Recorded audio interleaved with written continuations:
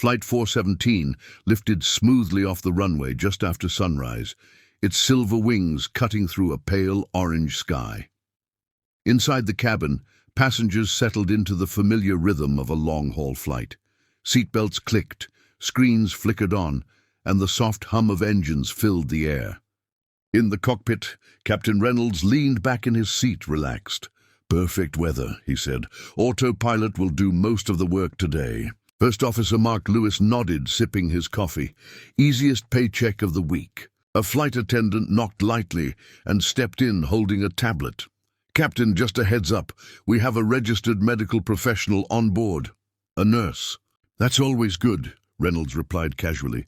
She hesitated. She filled out the emergency card and wrote a call sign. Lewis raised an eyebrow. "A call sign?" "Yes, sir," she wrote Nightingale. For a moment the cockpit was silent, then laughter erupted. "Nightingale?" Lewis chuckled. "What is this, a war movie?" Reynolds shook his head, smiling. "People watch too much TV." The attendant forced a polite smile and left. The cockpit door closed, but the laughter lingered. In row 31 by the window, Sarah Hale stared out at the clouds. She hadn't meant for anyone to see the words she wrote. It wasn't for attention. It was habit, something left over from another life. She heard the laughter earlier. She always did. Sarah was 34, dressed simply, her hair tied back neatly. To most people, she looked like any tired nurse traveling home after a long shift. No one could see the years of training burned into her muscles, or the memories she carried quietly behind calm eyes. She reached into her bag and touched the worn metal badge she never showed anyone anymore. Nightingale. The plane cruised steadily at 35,000 feet. The seatbelt sign turned off. Drinks were served. A baby cried briefly, then slept. Everything felt normal, safe, too safe. An hour into the flight, a faint vibration rippled through the cabin. Most passengers didn't notice. Sarah did. She lifted her head slowly, eyes narrowing. The vibration wasn't turbulence. It was uneven, subtle, wrong. She glanced toward the wing. The left engine coughed, just once. In the cockpit, a warning light blinked. Lewis frowned. "Did you feel that?" Reynolds checked the instruments. "Probably nothing." Then the cockpit shook violently. An alarm screamed. "Engine 1, failure!" Lewis shouted. The plane yawed sharply to the left. Passengers gasped. Drinks spilled. Someone screamed. Reynolds grabbed the controls. "Cut fuel. Restart sequence. Now!" Before the checklist could finish, a second, louder bang echoed through the aircraft. The right engine died. Total silence followed. No hum, no thrust. Only the sound of wind tearing past the fuselage. For a split second, no one spoke. Then chaos. "Dual engine failure," Lewis yelled, panic creeping into his voice. "We're losing altitude." Reynolds pulled back hard, but the nose rose too quickly. "Stall warning!" the system blared. "Easy!" Lewis shouted. "Ease back!" The plane dipped violently. Passengers were thrown forward as oxygen masks dropped from the ceiling. Screams filled the cabin. Children cried. People prayed. Sarah was already on her feet. She didn't scream. She didn't panic. Her mind shifted into another mode, cold, focused, fast. She grabbed a flight attendant who was frozen in shock. "Open the cockpit door," Sarah said firmly. The attendant stared at her. "Ma'am, "Now," Sarah said, "before you all die." Something in her voice cut through the fear. The attendant nodded and ran. Inside the cockpit, alarms overlapped in a deafening storm. ATC crackled through the radio. "Flight 417, we're seeing rapid altitude loss. Confirm status." Reynolds swallowed hard. "Mayday, mayday, this is Flight 417. We've lost both engines." Silence answered back, then frantic instructions. But the checklist wasn't helping. Nothing was responding. "We're a glider now," Lewis whispered. "A very heavy one." The cockpit door flew open. "I can help," a calm female voice said. Both pilots turned. The nurse stood there, steady despite the shaking aircraft. Lewis stared. "This is restricted." "You're pitching too high," Sarah said immediately. "You'll bleed airspeed and stall." Reynolds froze. She was right. "How do you know that?" he demanded. "Because I've watched this happen before," Sarah replied. "And because you're overcorrecting." Another alarm blared. "Captain," Lewis whispered urgently, "she's not wrong." Sarah stepped closer, eyes scanning instruments faster than either pilot noticed. "You have limited glide time. Every wrong move costs lives." Reynolds clenched his jaw. Pride fought fear, then lost. "Talk," he said. Sarah exhaled slowly. "My call sign is Nightingale," she said, "and if you don't listen to me right now—" The plane dropped another 100 feet. "No one on this aircraft survives." The cockpit fell silent, and for the first time since takeoff, the pilots stopped laughing. Captain Reynolds loosened his grip on the controls, just enough to listen. The nurse, Nightingale, stood between the two seats, steady, as if the aircraft were parked on the ground instead of falling through the sky. "Level the nose," Sarah said calmly. "Not up, not down. Find best glide speed." Reynolds adjusted carefully. The stall warning stopped.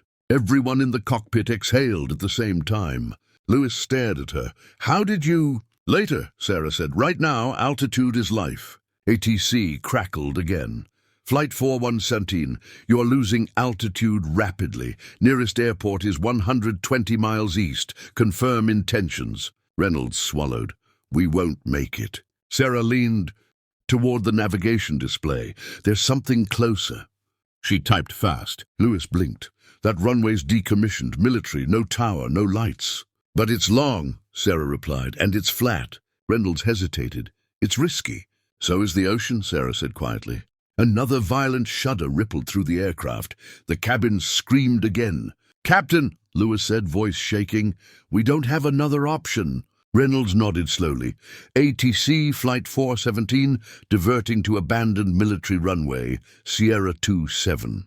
ATC paused, then, "Copy, Godspeed, Flight 417. Sarah closed her eyes for half a second, just long enough to breathe. Memories surged. A helicopter spinning out in desert winds. A pilot bleeding out beside her. Her hands steady while chaos roared. She opened her eyes. "Okay," she said, "listen carefully. You get one chance." The aircraft glided like a wounded bird. No power, no second try. Lewis watched the altitude drop. "We're too high." "Not yet," Sarah said. "Let gravity work for us." Passengers clutched hands. Parents shielded children. Some whispered prayers. Others simply stared at the masks hanging in front of them. A flight attendant spoke shakily over the intercom. "Brace positions. Brace positions." Sarah leaned closer to Reynolds. "You're going to want to correct too early. Don't." Sweat ran down his face. "If I miss—" "You won't," she said. "Trust the numbers." The runway appeared ahead, thin, cracked, surrounded by scrubland. Lewis's breath caught. "I see it." "Good," Sarah said. "Gear down." "Not yet. Wait, now." The landing gear deployed with a heavy thud. The plane dipped. "Too fast!" Lewis shouted. "I know," Sarah replied. "Hold it, hold it." The ground rushed toward them. "Now," she said. Reynolds pulled gently. The wheels slammed the runway hard. Sparks exploded beneath them. The aircraft skidded violently. A wing scraped. The cabin screamed as one. Reynolds fought the controls. "Straight, keep it straight," Sarah shouted. The plane slid, shuddered, screamed, then slowed, then stopped. Silence. For one heartbeat, no one moved. Then the cabin erupted. Crying, laughing, shouting, prayers of thanks. Reynolds slumped back, shaking. Lewis covered his face with both hands. "We're alive," Lewis whispered. "We're actually alive." Reynolds turned to Sarah. His voice broke. "You saved us." She shook her head softly. "We did." Emergency crews arrived minutes later. Passengers poured onto the runway, some kissing the ground, others hugging strangers. News cameras followed soon after. "Who was the woman in the cockpit?" reporters demanded. "Is she a pilot?" "Military?" Sarah stood off to the side, watching ambulances tend to minor injuries. Reynolds approached her, eyes heavy with emotion. "We mocked you," he said. "Your call sign, your confidence." Sarah met his gaze. "I know." Lewis stepped forward. "Why didn't you tell us who you really were?" She looked down at the old metal badge in her hand. "Because people stop listening once they think they know you," she said. "And because I didn't come to be a hero. I came to go home." Reynolds nodded slowly. "What was your call sign?"